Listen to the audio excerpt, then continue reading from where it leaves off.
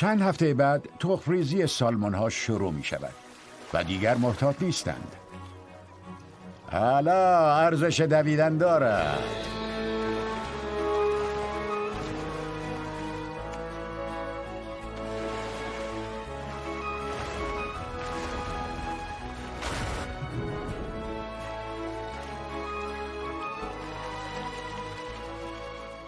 ماهی چنان فراوان است که برای همه آنها کفایت می کند.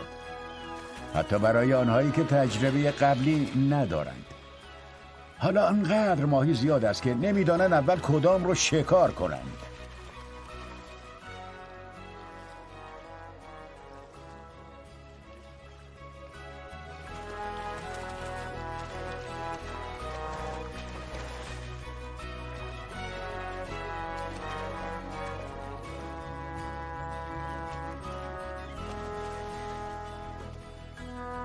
تنها در یک روز یک خرس میتواند 100,000 کالری بسوزاند.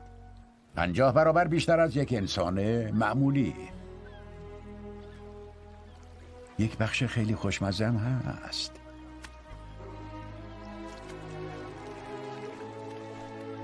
خاویار. 80 کالری در هر لقمه.